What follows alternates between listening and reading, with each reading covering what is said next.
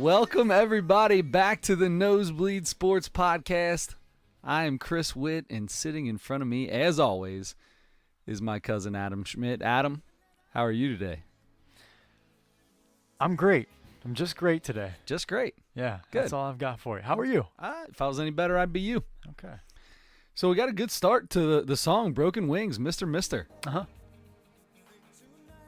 It's going to be stuck in my head for the rest of the day now. Well, that's the reason we use this one, because it's been stuck in my head the entire evening. That's the only song we're trying to think of a song to come up with. That's the only song I could think of. Take these broken wings. I should have been on American Idol. That's unbelievable. That's unbelievably good. Thank you. So we got a lot to get in. Not a ton to get into, but I feel like we're gonna specify just a couple things today. We're gonna break down, get into a little bit of the trade deadline that ended yesterday in Major League Baseball, and then of course talk about the greatest specimen of a man in the history of the world. We're gonna talk about LeBron and maybe one or two other things. Yep, I'm excited. All right, that sounds good. So to start, you can catch us on the Nosebleed Sports Podcast on Facebook. You can get us on iTunes, SoundCloud, CastBox, YouTube, the whole nine. Apple Podcasts.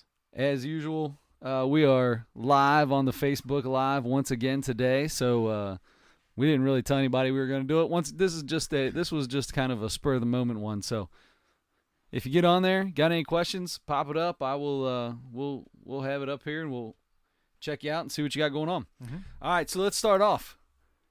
First things first, Beat the Streak. We have a Beat the Streak group for Beat the Streak app, Major League Baseball, and it is called the Nosebleeds. And if you get on there and you can get to 20 games, I'll give you a Nosebleed Sports Podcast t-shirt. If you win the whole league, the whole group for the year, you'll get a prize box with something fun from in here, maybe a Nosebleed shirt, maybe a couple of my nose hairs. I don't know. Hey, okay. Now I'm competing. Belly button lint. Competing now. I'm big on saving belly button lint, so maybe I'll throw that in the box. Wow. Yeah, your collection is massive. Yeah. Well, maybe one day we'll put it out. Oh man, we had a fall. We had a fall on the Facebook Live, but that's all right. Bad feeling about that. All right. So first things first, it is we have been doing the ugliest man in Major League Baseball history here lately. Andy Etchebarren was the number 5 seed. He took down Jack Wilson pretty easy. So far we have not had any. We have not had a single upset yet. No, we have not. It's been chalk so far. And I'm going to tell you right now, the number 6 seed v 11 seed is going to be chalk too. I think the 6th seed. So on the Nosebleed Sports Podcast Facebook page, you can vote. I'll probably send it out on Twitter as well this week. My Twitter for me is @SickWittit. Adam, what's your tweet box? My tweet box is Adam Schmidt 44. There you go.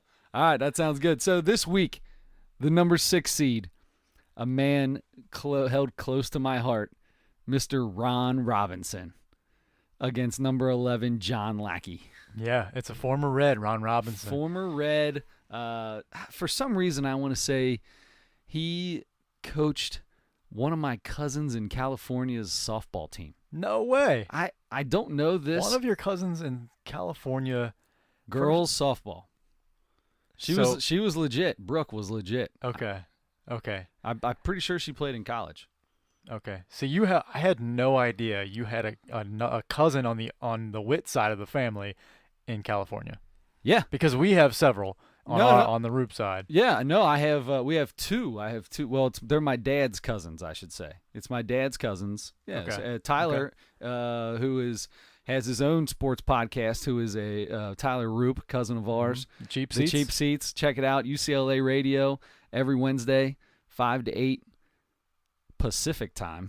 So yeah, that gets you there. Right. 8 o'clock our time. Right. So anyway, yeah, I'm pretty sure Ron Robinson coached him. So there you go. That's cool. Ron Robinson, Will Ferrell and Larry Bird had a baby. A redheaded baby. A redheaded baby, and it grew up to be a, a severely, I'm sorry, I feel terrible. Ugly. A severely, yeah. It's the ugliest man aesthetic- in baseball, so it aesthetic is what it is. challenged. I feel like we're gonna be good with that. Okay. I think he's gonna take this one over. But we'll put it out I do there. too. Vote on it. See what you want to do. My vote is Ron Robinson over John Lackey. Although John Lackey is once again underrated ugly. We'll find a really good picture of John Lackey for this thing. Good. All right. So let's get started, man. Yesterday was a crazy day in Major League Baseball. There were a ton of trades at the trade deadline. Yeah. Nothing at all like last year, where there was almost no trades at the trade deadline. Right. This year, quite a few trades. A lot of people making moves. Not a ton of really big names, but there were some veterans that went. You had Ian Kinsler going over to Boston. That was big. I think with Pedroia injured, they obviously just wanted a veteran that could go out there and play. Because I didn't even know Ian Kinsler was still playing Major League Baseball. I figured he was retired by now. Yeah. There were a few former All-Stars, including Kinsler. Juris Familia went to Oakland. You had Wilson Ramos. This year, an All-Star this year, catcher for the Rays. John Axford, previous former All-Star from the Brewers, going over to the Dodgers, which is big. There's quite a few of them. Right. Let's focus first though on the one closest to our heart, Cincinnati Reds outfielder Adam Duvall. This one was a surprise to me. I wasn't hearing a whole lot of rumors. I think we heard him a couple of times in the last couple of years, but I didn't hear much about Adam Duvall possibly being traded this year. You heard early in the season, you heard Billy Hamilton. Lately, I think everybody expected Matt Harvey to be traded, including myself. Raisel Iglesias, which was the big one I really kind of wanted to see, to be honest with you. Yeah. Because I thought that was the potential to get the most from anyone here. For a while it was Jeanette, and then lately they were kind of saying now we're holding on to him. But and I don't think anybody was off limits, but Duvall was a surprise to me. Yeah, I don't know that it was more of a surprise to me because I didn't think he had a lot of potential. I didn't think there was anybody out there that would really want a guy hitting 212 or 218. He's still driving runs in, and he's still hitting the ball out of the ballpark. But that's that Bryce Harper thing. Bryce Harper's getting a lot of people are down on him because of how low his batting average is. But at least he's got a little bit better on base percentage, where Duvall's not. That's the thing. So Duvall, his career with the Reds ended up looking like he hit 235 for his career with the Reds, 297 on base, 469 slugging. So he's really only a power guy. You're only getting home runs and RBIs from him. And in 2016, 2 years ago, he was an All-Star. So he was, he played basically 2 full years with the Reds. Right. 150 games in 2016. He hit 33 home runs and drove in 103. I mean, those are really nice numbers. Yeah. He hit 200 or whatever. And then last season he played 157 games, hit 31 homers, and drove in 99. Yep. That's what the Braves are getting. That's exactly what they're going to get. They're going to get a guy who drives runs in and hits the ball out of the park. So good for them. Yeah. How about the Pirates? That was definitely one of the biggest ones. So they got Chris Archer, the ace of the Tampa Bay Rays ever since David Price left, probably. Yeah. That was big because where do the Pirates come in thinking that they're buyers at the trade deadline? Well, look, right now they're 3 games back of the second wild card spot. Are they? They are. Okay. So, and they went on that incredible you're run right in of it. Then you're right in it. Yeah. 11 wins in a row or whatever it was. That included a 3-game sweep of the Reds. But yeah, I mean they have a chance. So they, like a lot of, the Brewers went all in. The Braves made like 4 or 5 trades and added a ton of pitching. They're going to be interesting to see so they added Duvall for some help driving in runs, but they added so much pitching, especially in their bullpen. Yeah. It's going to be really interesting to see what they do the rest of the year. Yeah, there's no doubt about that. So the Reds get 3 minor leaguers out of the Duvall deal. And that's what I was excited about that. I'm happy with what they got for Duvall. I really am. Nope. So two of the three don't, what they've done so far don't impress me. Yeah. Doesn't impress me. Preston Tucker is an outfielder. He's hitting 256 this year with the Braves in I think it was 20-something games. 28 no, in 62 games. 62 games. He's hitting 256. But he's not, he doesn't set the world on fire with his hitting or anything. He looks like he's a pretty good fielder, left fielder. But he's not going to get a bunch of time. I mean, your three outfielders are set now. It's Winker, Hamilton, and Schebler when he comes back. Winker, you sure about that? Well, Winker for the rest of the year. You're right. He's out the rest of this year, right? Right. Or at least for a while. He's out. He's on the, what is it? I think he's on the 15-day right now or whatever it is. So he's gonna be sit down for a while. I think I can't remember. Maybe I'm thinking of somebody else that's out for the year, but I know he's out for a while. And Schebler's been out with his shoulder. But for next year, I think that's your three. I think that's your three outfielders. I like this Irvin kid, man. I think he needs a chance. Well, he's getting a chance right now. And he's showing that he can do it. The kid was on fire before he got called up, came up. He's hitting a cover off the ball up in the big leagues. He's had a walk-off hit already since he's been up here. He's hitting 300 since he's been up. So I really like that kid. I think that him and this Williams that they brought up, he's hitting a cover off the ball too. Right now, Billy Hamilton's got a lot of work to do because there's a lot of people. The Reds have always had a lot of middle infielders. It always seemed like, and now it seems like they got a plethora of outfielders. A lot of outfielders, right? Which puts your boy Billy on the back burner. He's just so good defensively. I don't think any of those guys. And we know that the sample size for Billy Hamilton's definitely big enough to know what you get from him now. He's not going to give you much at the plate. He's going to give you the best, the best center field play on defense that you're going to see. Sure. But, and these other guys, Irvin has been up and down the last couple years, meaning from AAA to the majors and back down. And he's fine. I have no problem with him or anything like that. And, a couple other guys that have been up and down. But, that we don't know a lot about them yet. So, right now they're hitting the cover off the ball. Sure. In a month, we'll see. Yeah, we'll see how it goes. But it's going to be interesting, that's for sure. The Reds have made it very clear that everybody is on the block.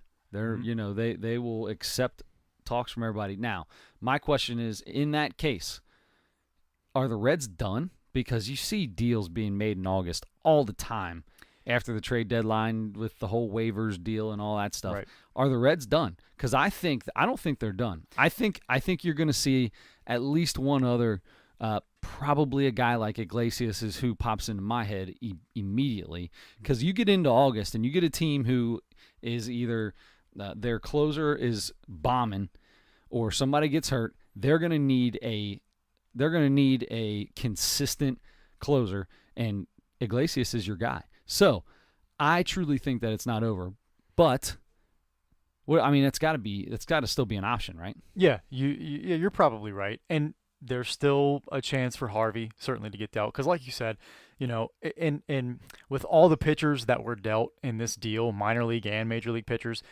and all the deals that were done in the 311 deals that were done yesterday. Yeah, exactly. Harvey wasn't one because there were so many pitchers that moved. There were a lot of pitchers that moved, and a lot of people were talking about that. Chris Archer trade was one of the last-minute trades, and there was a lot of people saying everybody was going after Chris Archer. Everybody wanted Chris Archer, and it was slowing down the Matt Harvey market, which is a bummer because I would have loved to see Matt Harvey leave. But, it is what it is.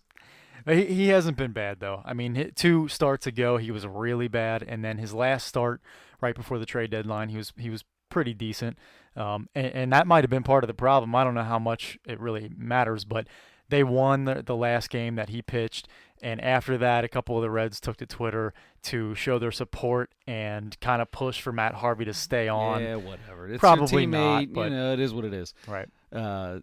So So Tyler, listening on Facebook Live here, has a good point. The Astros screwed the pooch by not trading for Iglesias. So the Astros made a trade at the deadline for a closer who is currently serving a 75-game suspension for beating his old lady. His old lady, I like that. Yeah. What's funny is coming right before their general manager or owner, somebody came out and said there's a zero tolerance policy on the Astros for domestic for violence. domestic violence. Yes. So what do? They trade for a guy in the middle of a 75 game. That looks really bad for them. Yes. He's eligible for the playoffs. That's what they got him for. And that's what it's all. That's exactly right. And unfortunately, in too many cases in sports, the quality of player, what you do on the field or on the court trumps what you do off of it. And that probably shouldn't be the case, but that is the case. That's the reality. Yeah. And that's the reality right now for the Astros. So they're gonna have some issues. We know the Dodgers got Manny Machado. They are currently a half game back, I believe, from the Diamondbacks in the West. They are looking like they're on fire though. This team is we talked about this last week. Currently the Dodgers are looking at a wild card. Are the Dodgers the best team in the National League? Ooh. I don't After think getting Machado. By acquiring Machado, does that put them officially as the best team in the National League? It's not convincing enough. I think they're up there. It's not convincing enough for me, though. I think the Cubs are still, somebody to think about. And they picked up Cole Hamels, by the way, in the trade deadline. Right. Obviously the Diamondbacks are right there too. Like I said last week, I like the Dodgers. I want to see them go back to the World Series. I like to see them win a World Series. I just like a bunch of their players. I feel like you'd be a Puig fan. I'm not really. I knew that you were going to say that. I oh, like are you being Puig. sarcastic? 100% sarcastic. Okay. I like Puig. I like this dude. Yeah, you know what? It's like a little Manny. The Puig mania has kind of died down the last year or two. He still licks his bat all the time. He does, which is hilarious. And he's a goofball, but I think people just got used to it. Right. But he was pretty flamboyant. For a while, the first couple of years, and he was exciting because he has a rifle arm and he's a massive guy and he can hit the ball 100 miles. Yeah, and he's fast. And he's got some speed. Yeah, I mean he's just a good athlete, and he's got a little work to do upstairs, I think. But he's just, I don't know. You either kind of like him or you don't like him, and I'm really kind of in the middle. I just don't care that much anymore about Puig. Right. But all right, so give me some more trades. What else were you intrigued by on this trade deadline? Brighton was a big one. Brighton going over to the Yankees, improves their bullpen, which was the one thing that everybody said was what they needed to improve on in general. Which yeah. I mean, they have their teams stacked. So if there is a place to improve, I guess that's it.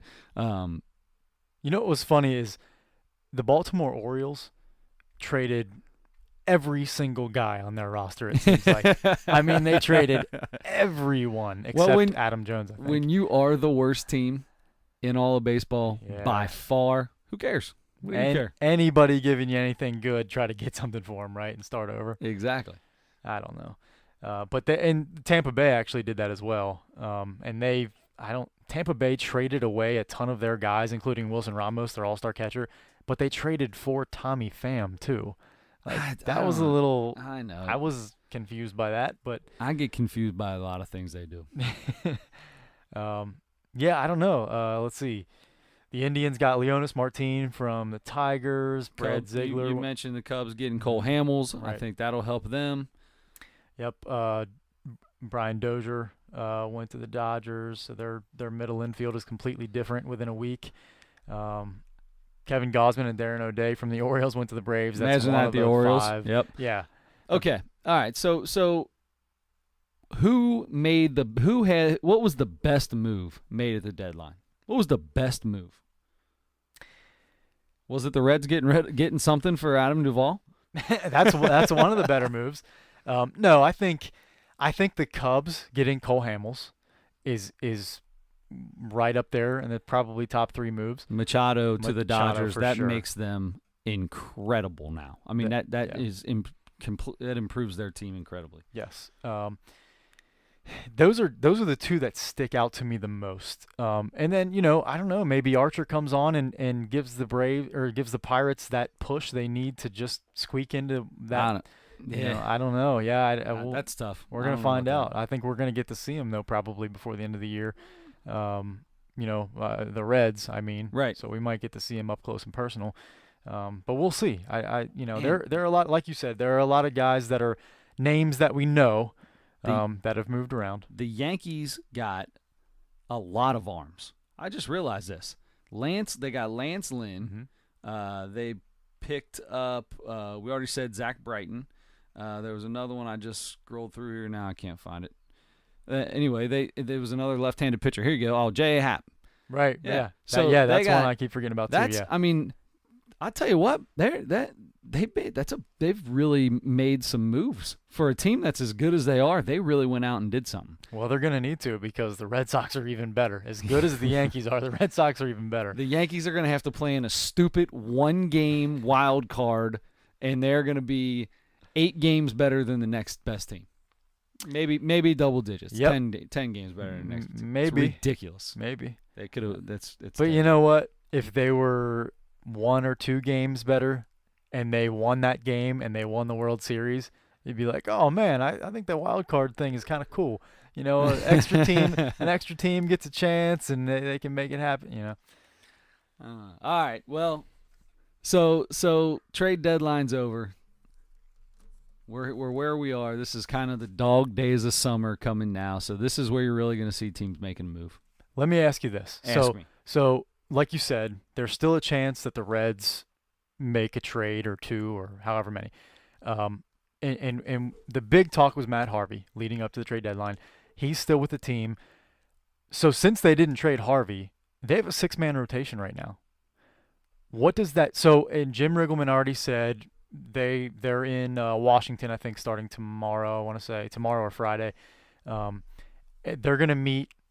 He's going to meet with the Reds executives and decide what they're going to do about the 6-man rotation they have right now. Because he said it's not going to last. He said it's not going to be for long. So that's either telling me they're going to try to move somebody, or somebody's out. Mm-hmm.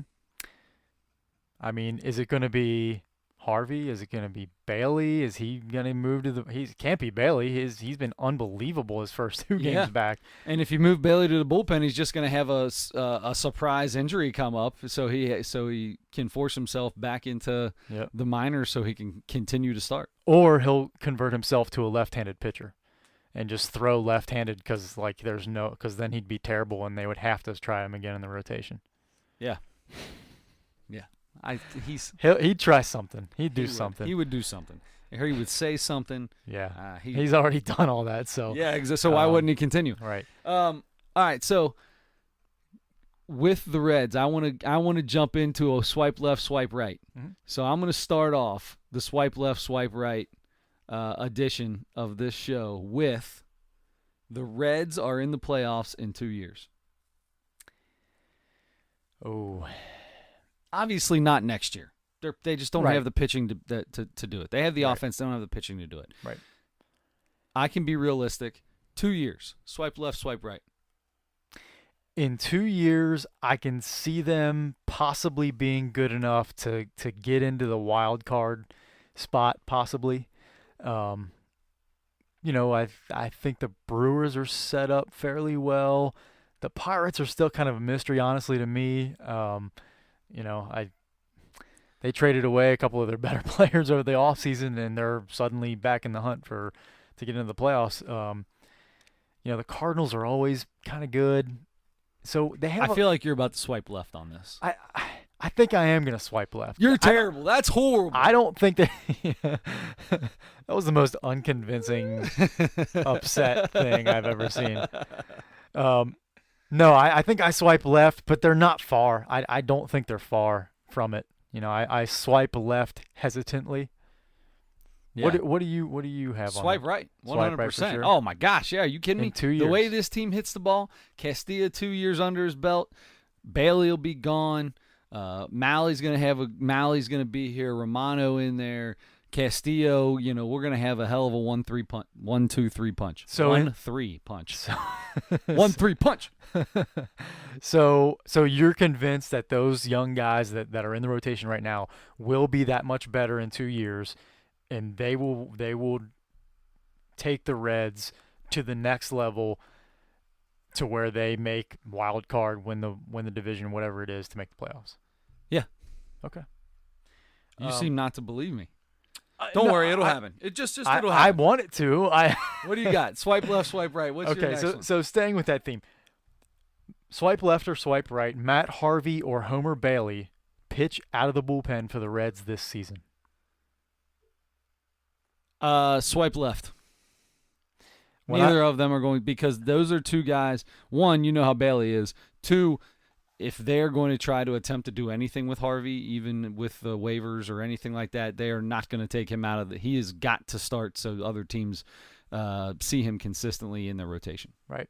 Yeah. When I wrote this down, I thought, you know what? There's a possibility, because they're going to have to do something with somebody.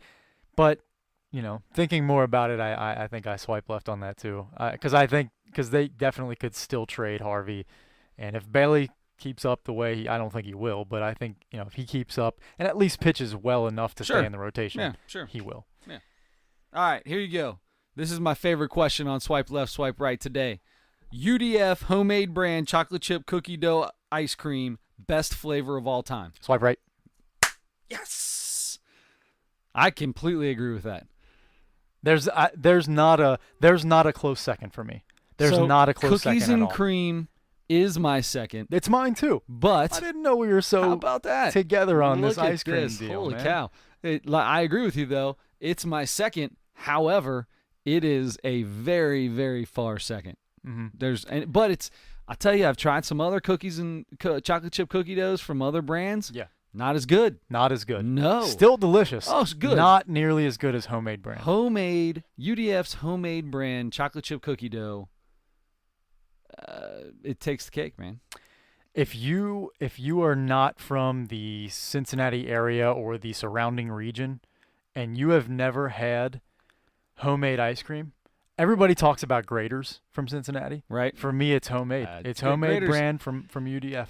If you can find a way to get a hold of some, yes, and you're not from this area, do it. You got to give it a try. Maybe I'll put that in the box. If you join Beat the Streak app, go to the Nosebleeds group, and you win. I'm putting chocolate chip cookie dough box, a tub of chocolate chip cookie dough homemade ice cream signed by Adam and Chris, the Nosebleeds. Oh, signed. Signed. Okay. Yeah, that just made that thing worth nothing.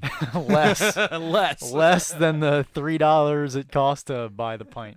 That's exactly right. And real quick, get back to the Reds. On the Facebook Live, Tyler's got a good point.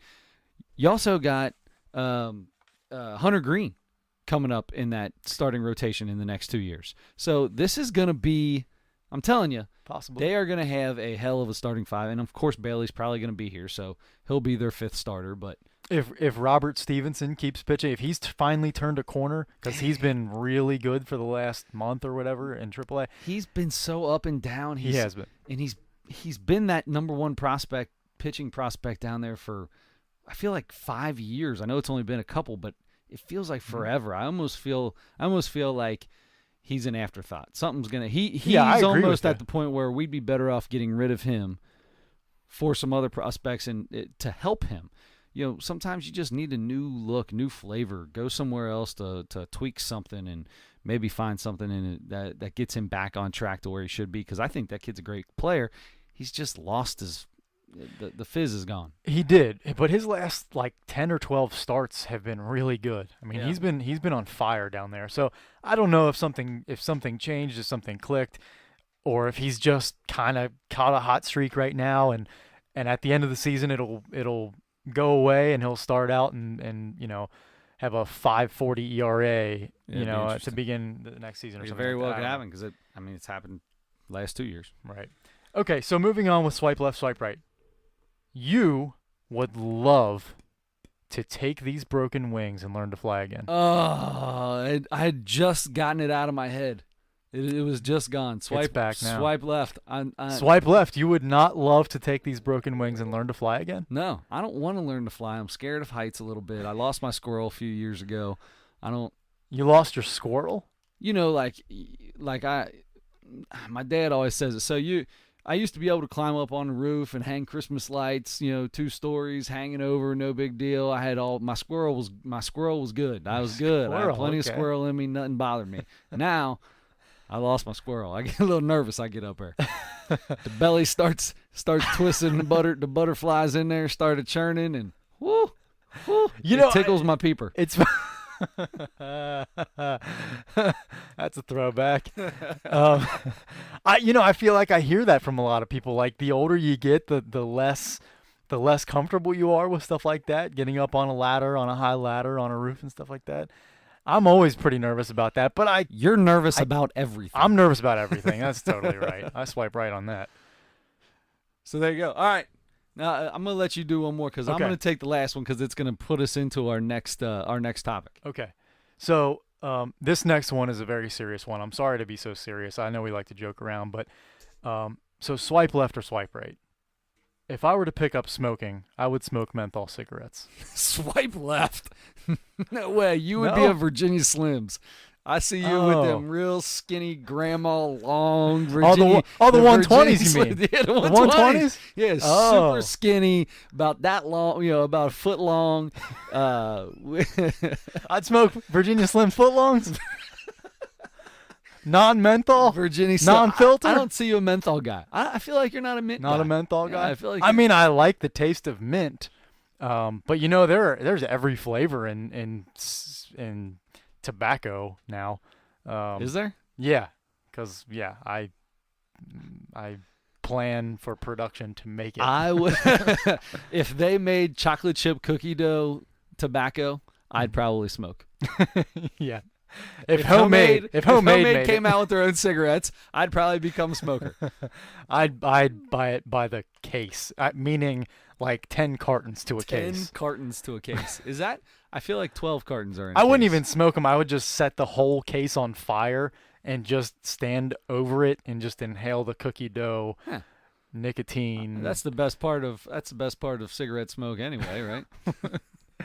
Cigarette smoke, there's nothing I hate more than cigarette smoke. I hear you. Anyway. All right, swipe left, swipe right. LeBron James should get a dunk competition trophy for the dunks he did in Little Bronny's layup line. Swipe left. Oh, man. So I'm so glad you brought this up. I can look in your eyes. Let me tell you this. I'm not happy. Let me tell you about this. Tell me. Let me ask you this. Ask me, because you know what I'm going to say. I know what you're going to say. My boy, go ahead. We're going to wrestle on Facebook Live about this. Man, that would be an ugly wrestling match. That would be a bad wrestling It would match. look like two girls that have never been in a fight wrestling. Yeah.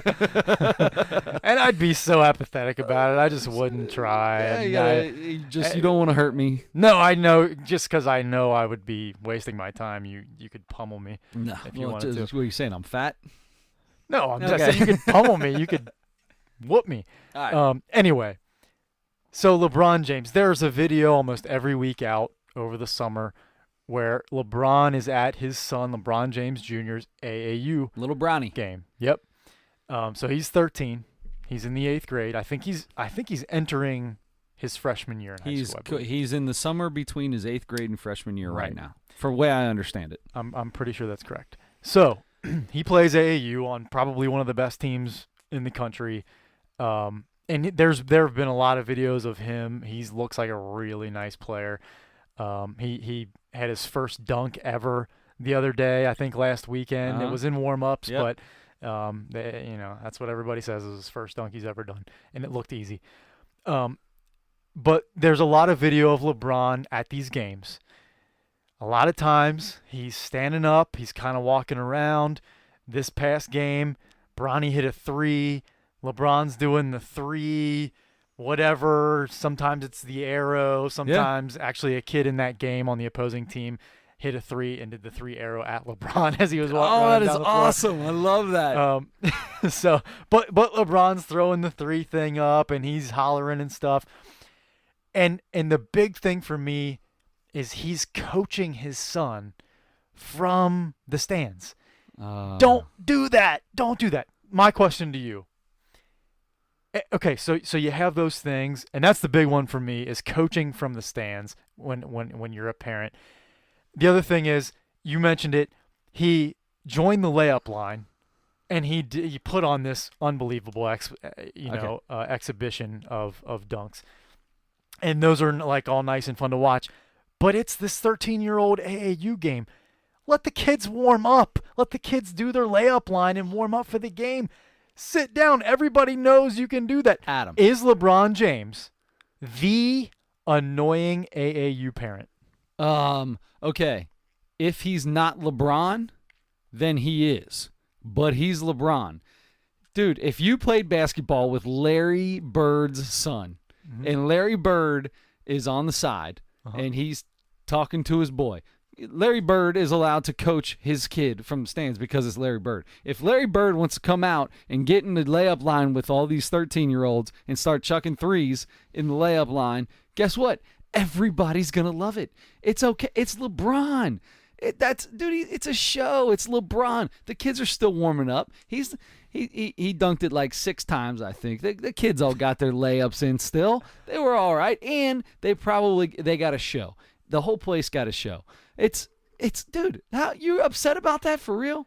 Yes. That's you know where you get a show. Where do you get a show? Every single game LeBron James plays in the NBA. Okay, but how often are you 5 feet away from him, 20 feet away from him in a small gym, and he's doing it? Not very often. Very rarely. Yes, but good for him. You're there for the AAU game for these 8th grade kids. Don't be the annoying parent.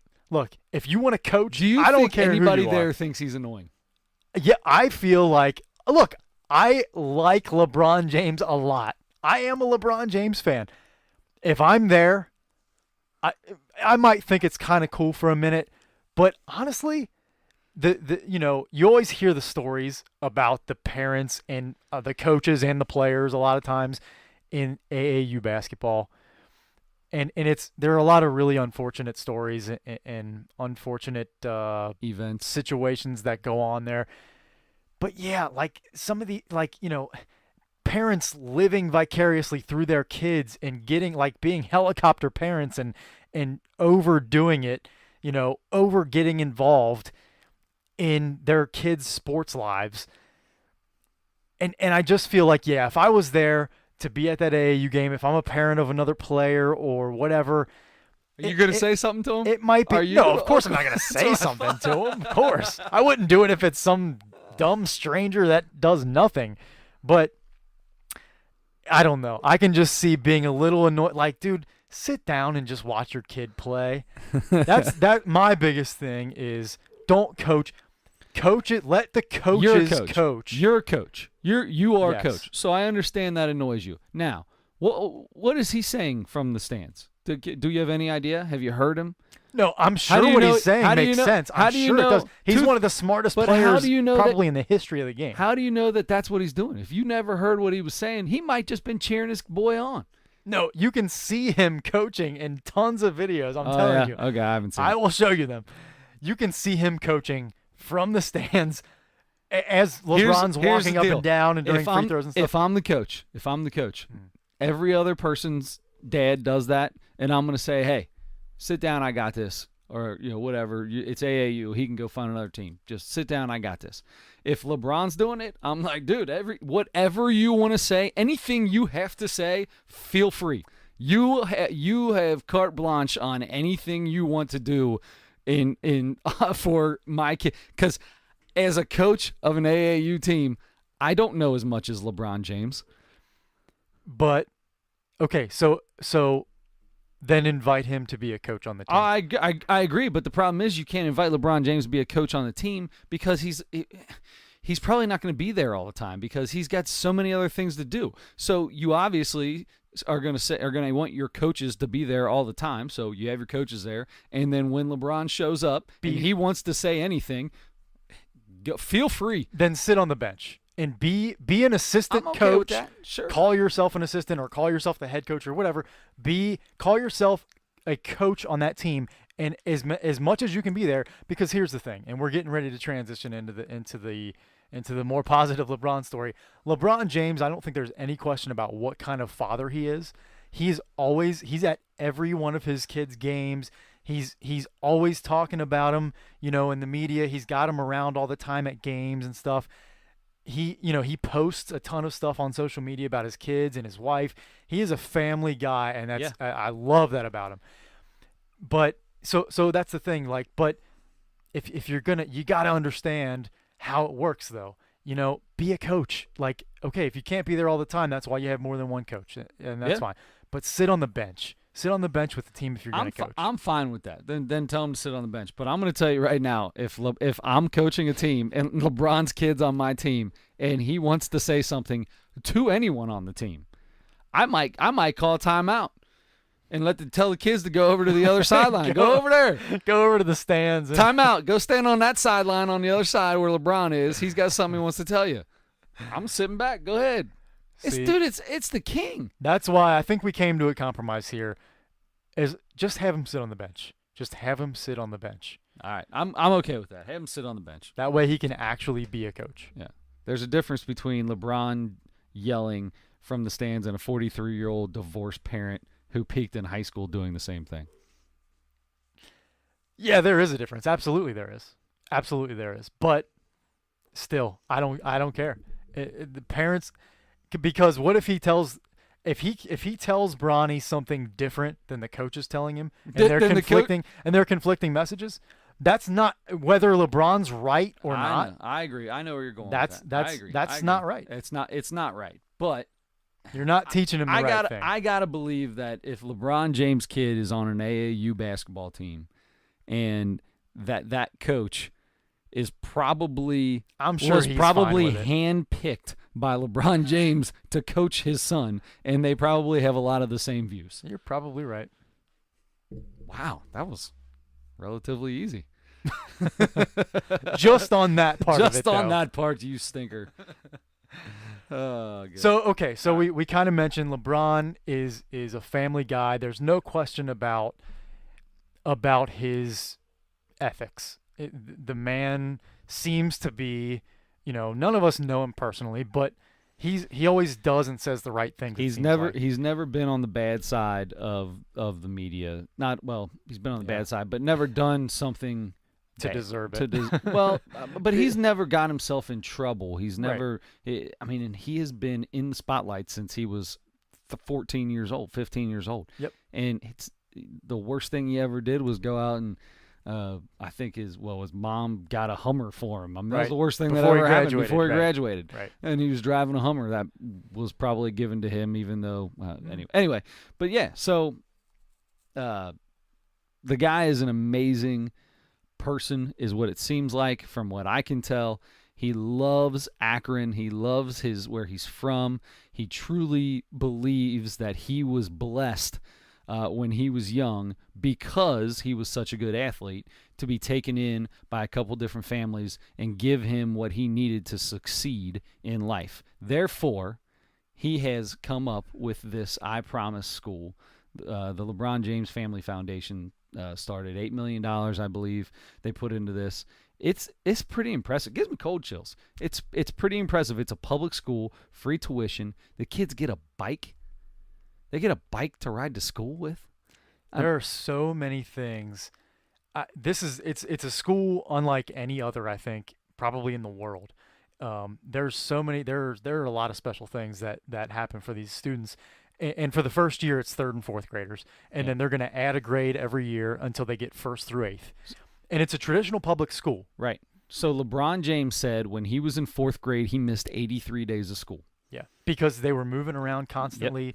They were sleeping on people's couches. In 5th grade, he was taken in by a family, and they not taken in, but basically they took him in, and he didn't miss a single day of school in 5th grade, and he believes that 3rd, 4th grade year is pivotal in these kids. That's why he started with this being 3rd and 4th grade. Mm-hmm. Yeah, they went out and found kids who are academically behind by a year or two and handpicked those kids and invited them to be the charter members of this school. And so it's underprivileged kids from the Akron area who have fallen behind with similar situations that LeBron had, that he explained. And so the kids get a bicycle because LeBron believes very strongly in the power of exercise, and his bike when he was a kid was the source of a lot of his exercise that he got. Yep.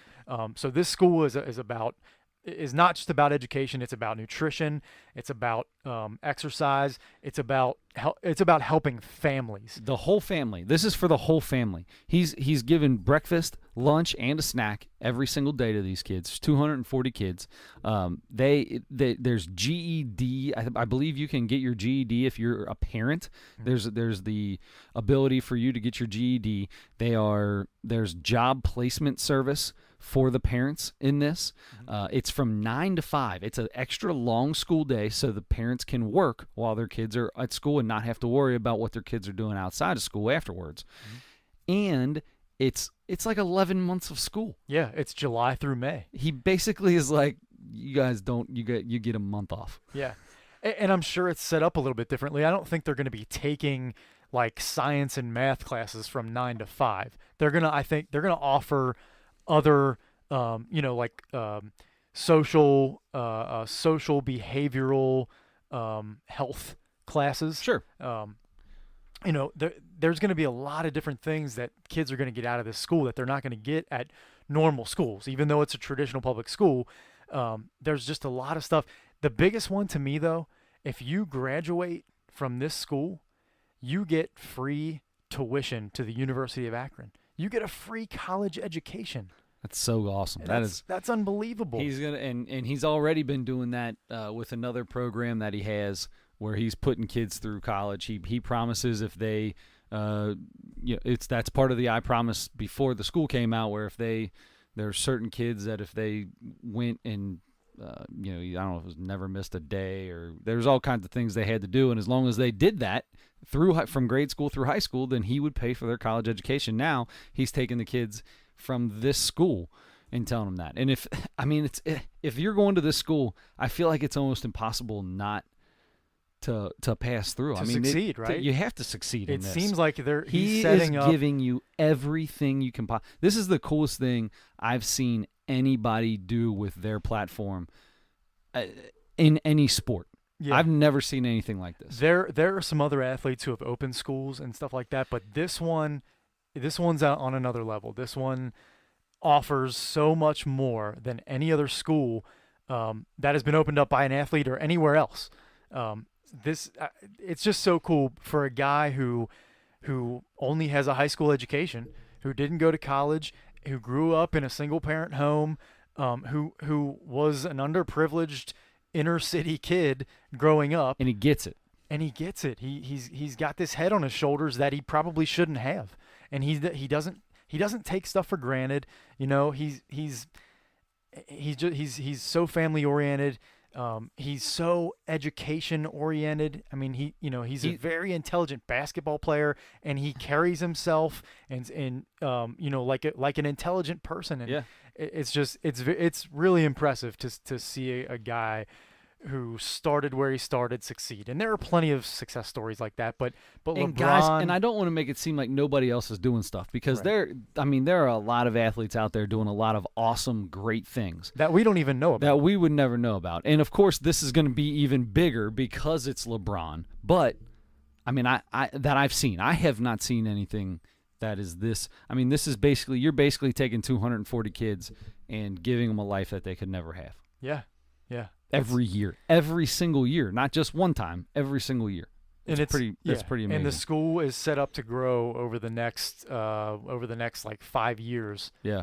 So that it until it becomes a full elementary school, including a junior high, and He's the king. he's the He's the king, brother. he's the king of education. He sits on his throne in L.A. now. Yeah. I am officially an L.A. Lakers fan. What number is he wearing? Is he what number? He's 23. Is he going with 23? Pretty sure he's not 23. going back to that whole 9 thing or whatever. 6, Was it yeah. 6? Whatever it was in Miami. All right, good. Yeah. So I'm gonna get myself a 23 Lakers jersey now. Oh yeah. Yeah. Well, oh yeah. Oh yeah. No, I didn't think he's so. he's younger than me, so I'm not allowed to wear it. Oh, okay. He's only younger than me by a little bit. Let me ask by you a something. year. Yeah. Speaking of that, Yeah. I think that's a fun topic. Okay. Maybe we'll touch on it, and maybe we'll go more in depth another Okay. time. How do you feel about jerseys? About adults wearing jerseys? I like jerseys. Like I like baseball jerseys. I feel like that's basically just a button-up T-shirt. However, there I am at the point in my life now where you will not see me outside of my house in a jersey unless it's someone who is older than me. I feel like if the baseball jersey I'm wearing is the jersey of a player or previous player who is older than me, then I can wear it. Because I'm the kid in that relationship. I'm the kid. I can wear it. Now, Joey Votto is like 6 months older than me. I feel like I'm allowed to wear a Joey Votto jersey. Now, on the same way, I probably would love a Tucker Barnhart jersey, but I can't do it because he's younger than me. And you'll never see me. I got a Dimitri Young jersey. I'd wear that if it fit still. I love the meat hook. So do I. Meat hook was awesome. What do you think? You got T-shirts. You got a lot of T-shirts that are like T-shirt jerseys. I used to buy a ton of those because I love those. Because I'm not really a jersey kind of guy because they're like sized so oddly. And it's hard for me to even find a T-shirt that fits me correctly. But to find a jersey that fits me right is just, I don't know. It's. I have a couple that I really like. I have a North Carolina Jordan jersey. That is the coolest jersey. That's I've seen that. I have a Pete Rose and an Eric Davis jersey. So I have a few that I really like a lot, and I wore them like a few times. But that's the other thing is a nice one is pretty expensive. So I just don't want to like get it. I don't want to get it dirty. You don't wear it, man. Stuff. You just hang it up like the over Larkin. here. It Yeah, looks you just take it and hang it up over there. And I wore that to one game. I got a small little stain on the front of it, and I was like, I can never ever wear this again. Yeah, it's impossible. Yeah. So here's when I really draw the line. When people wear the jersey with their own name on the back. No, you can't do that as an adult. That's not allowed. That in basketball jerseys. Adults should not be wearing middle-aged men should not be wearing just a basketball jersey. That one, yeah, you know what I mean? Like because it's not really a shirt like a baseball jersey. No, it's not. It's you look ridiculous. Don't do that. I mean, please. So if you're a person that just wears like a tank top in the middle of a hot summer day, if you're a person that does that, could you wear a basketball jersey? No. No. Okay. No. So do you feel like it's adult the men jersey shouldn't be wearing tank tops then? I have no problem with a tank top. The jersey is different. The jersey isn't quite a tank top. I'm okay with the cutoff. I'm okay with the tank top. It's the basketball jersey. What makes it different? It's a basketball jersey, and it belongs on either a child or someone playing basketball. If you're playing basketball, if you're out on the court, whatever, at the park, I'm okay with it. Go ahead.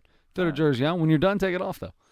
Because you're going to look ridiculous walking down the road. Now, if you're playing basketball, go ahead. Throw the jersey on. You stop at Kroger after your game, and you still have your Don't take your jersey off. Take your jersey off. Bring a duffel bag with some clothes in it. Yeah, you still have your Manute Bowl jersey on from the game you just played.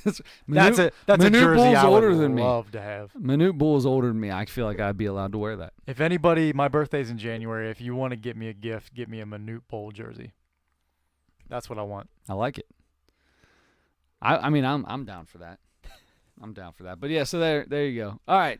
There's two things that I wanted to get into. We're getting close to the end here, but there's two things that I want to get in. One of them I didn't even think about until Steve Snodgrass said something here on the Facebook Live. Okay. So, did you hear today about Urban Meyer and what happened with this wide receivers coach? I heard very top level details.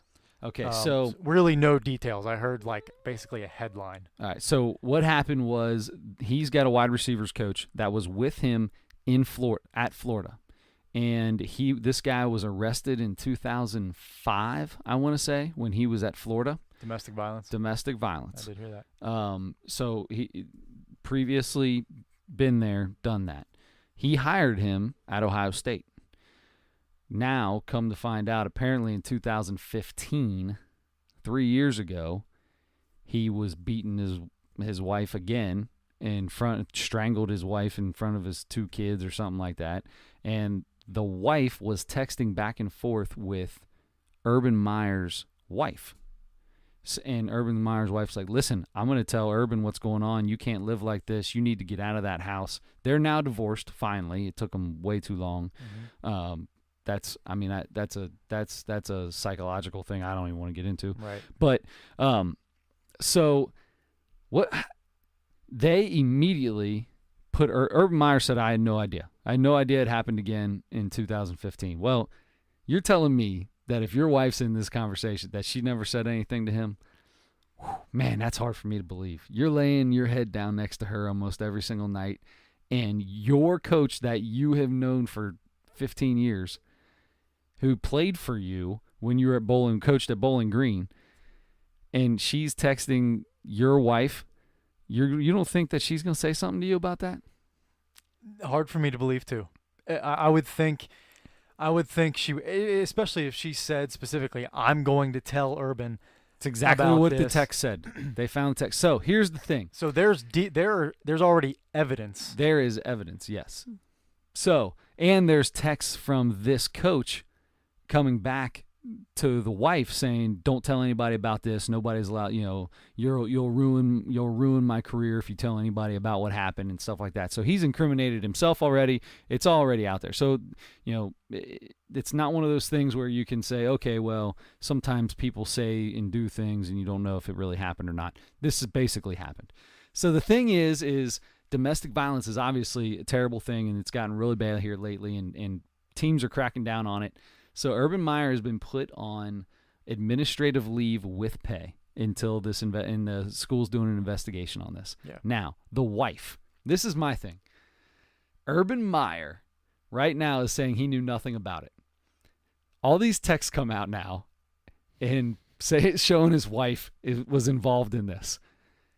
He has to go to his wife and say, I know you told me about this, but if you want me to keep this job, you have to all of a sudden be a stone-hearted woman and act like you did not say a word to me. Basically making you out to be the bad guy because somebody told you they're getting beat and you didn't do anything about it.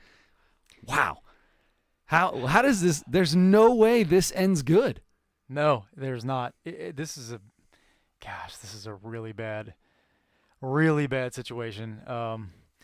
There really isn't anyway, and that you're right, man. You're either gonna have to make your wife look really bad, or you are going to look really bad. One or the other, or both. And man, I don't know. I mean, if it feels like somebody's gonna be dishonest here, and I have a big problem with that. Even if it's Larry Bird and I find out that he's in the same situation. I'm not a fan of Jordan Pete Rose. Pete Rose. I went through all the gambling stuff with him. I on the roller coaster ride. But the straw that broke the camel's back was the 16-year-old. Well, the 14-year-old that he was messing around with when he was like in his 30s playing or something like that. And his excuse was she told me she was 16. Sorry, I don't like you. Sorry, Pete, brother. I'm not a fan of you anymore. That kills me. It's Pete Rose. Whatever. We kind of knew he was a scumbag for a long time. He always has been. But here's the thing. So I'm all about second chances. I think people deserve a second chance. People do things. You don't know what's going on in a household or anything like that to make anybody do whatever they do. Terrible things happen, and they should never happen like that. However, I do believe people should get a second chance. Well, this guy got his second chance, and he blew it there too. Yep. That is where all of a sudden now at that point Urban Meyer fired him a couple days ago, right before the story came out. Mm-hmm. So this is tough, man. So it's been developing. I think he knew it was about to because you got a blow guy up. like Joe Mixon for the Bengals. For us, a lot of people hated the Bengals for taking him. He was very apologetic. He knew what he did was wrong. He came out. He served his suspension in college after he hit his girlfriend or whatever he did. But he's got a second chance now. As long as he stays on a straight and narrow, I'm good with Joe Mixon. I'd be good with a guy like Ray Rice. Come out, say that you're sorry about what you did. It was dumb, stupid, and whatever got into you. There's no excuse for it. But I'm okay with the second chance. Go through the anger management. Do all classes do all your stuff that you need to do. Right. I'm okay with the second chance. Mm-hmm. At this point in time, for a guy like this, though, No. that's Nope. the end of it. But the thing is, Urban Meyer is going to get fired because of this. Yeah, I mean, it seems pretty likely. It does seem likely. I'm good with the decision they made today to suspend him for the time being until they get all the facts, all the details. Don't go out and just make a crude judgment call and just fire him immediately and go out on a limb and do something bad like that. That's too much. But if you find out if everything comes in and you get a legitimate full evaluation of everything that happened, and you decide that Urban Meyer knew about this. And he let the guy stick around. Turned a blind eye to it. You're turning that in that case. That's where the problem is. You're turning a blind eye to somebody doing something like that. Yeah. I don't know. That's tough. That's a tough call. Yeah, he probably shouldn't keep his job then. And there's only one coach better than him in college football. I mean, you talk about untouchables, right? There's a couple untouchables, and there's one in the NFL. Well. Two, obviously, I guess, because the Bengals will never fire Marvin Lewis. But Bill Belichick, who the guy can get away with whatever he wants to do. You got Nick Saban, can do whatever he wants to do. And I always felt like Urban Meyer was that next coach in that kind of line of succession where these guys, they can do pretty much whatever they want to do. Well, maybe not rein this. it in. Maybe not this. Maybe not turn your eye to somebody beating somebody up. You're beating their wife up. That's strangling her kid right in front of her kids, 5-year-old and 3-year-old kid. You've got something in your brain that's a little mixed up that you need to get fixed. You got to get some. Yeah. And like I said, I'm good with a second chance. Let the guy go do his thing. But this was his second chance, so done with that. He's All right. done. All right, so off of the Urban Meyer, that we don't have a ton of details in. I mean, there are a lot of details from the story. There's going to be a lot more. I think. There will be a lot more now. But I just feel bad for Urban Meyer's wife. She's going to come out of this because she has to, right? She has to come out and say, "I never told Urban." She has to do that. She has to. I guess she wants her marriage to stay intact. You know what I mean? She has to do that. So he is putting her in a situation where she is a stone cold bee. Man, that's really bad. I'd hate to be in that. What house kind of right a now. husband are you if you put your wife in a situation that you make her have to lie the to kind the of country? the kind of husband that hires a guy and keeps him on a team and I guess pretends so. like he doesn't know that somebody's beating somebody up. He's a Cincinnati guy too. He is. Urban Meyer That's is. right. Yeah. Tough. Unfortunate. All right. I do got one more question for you because we're past here. We're a little over an hour, but that's all right. We've done this before. Mhm. I'm really excited about this question. Okay. End the day with this. You're on death row, 5 days. You get 5 meals. Whoa. What are your last 5 meals? A 3-way from Skyline. A 7,000-gallon tub of homemade chocolate chip cookie dough ice cream. Yes. More. Threw you off with this. Put me on the spot. So So I would that's have to 2. have peanut butter and jelly. I got to have a peanut butter and jelly milk. That's I love one day that. I've got to have peanut butter jelly milk. Great choice. Got to. That's a must. Peanut for butter me. and jelly I've had a million of them in my life. They keep getting better every Is- time I have them. I've almost perfected the peanut butter and jelly. Now, I've heard that there is something because I'm extra jelly. Okay. So I'm a Not big, me. because I'm a condiment guy. I like my mayonnaise. I like a mayonnaise sandwich with like a little bit of meat on it. So I feel like I like a lot of jelly and a good amount of peanut. I mean, I make a thick peanut butter and jelly. It's a Sure. big, thick peanut butter and jelly. Now, the crunch bread. Have you tried it with crunch bread? I tried. I finally Did tried you try it? I still one haven't. time. I haven't done it. Cousin Mike, Finally I have tried it. not given it a go yet. I'm thinking that might be the one that puts it over the top. It's a beautiful idea. If you don't know about crunch bread, I don't know where it originated. It might have originated from our cousin, Mike. That's who told me about it, and Me too. It would not surprise me if this is something he came up with. He's passionate about it. Yeah, he's an incredibly creative, Yes. smart guy. So, but he puts 2 pieces of bread in one side of the toaster so that only one side of each piece of bread is toasted. So, you spread the peanut butter and the jelly on the toasted side of the bread. That way, it doesn't soak through, and you still have the soft side to bite into, and you have a little bit of crunch. It's you have crunch a little bit bread. of soft. It's crunch bread, and he swears by it. I still have not tried it, but I'm gonna give it a go. All right, so there you go. So there's 3.